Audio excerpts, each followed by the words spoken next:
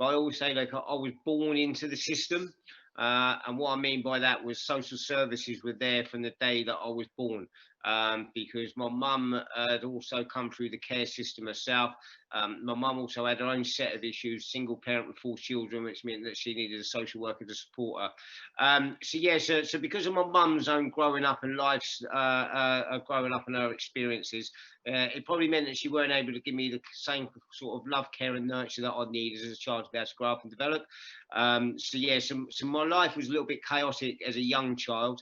I went into a foster placement for the first time when I was 2. I went into another foster placement when I was 5.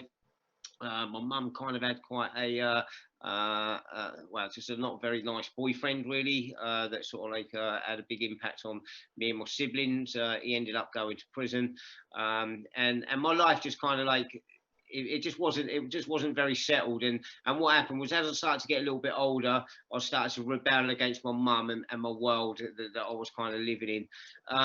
And so yeah, so things came out negatively in my behaviour. And then what happened was the system, as I call it, so whether that was education professionals or social workers or the police or anybody at all that kind of came within my circle that had an impact with me, contact with me, they'd always blame my behaviour. Yeah, they'd always look at my behaviour. They'd never ask why it was that I was acting this way. So I started to disengage from any kind of authority in adults from quite a young age. And then that led me down another path then, really. So I started to get involved in petty crime at a very young age, probably about 9 or 10 years of age. I got my first criminal conviction when I was 11. So I was 11 the first time I went to court. I also then went into full-time care when I was 12 years of age. That kind of had a whole nother impact on my life and made me sort of like disengage and rebel, so to speak, even further.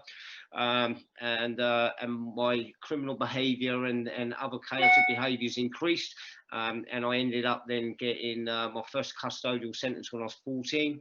I went into a secure accommodation when I was 14, a secure accommodation when I was 15, and I got my second custodial sentence at the age of 15, and I called that the full stop on my childhood.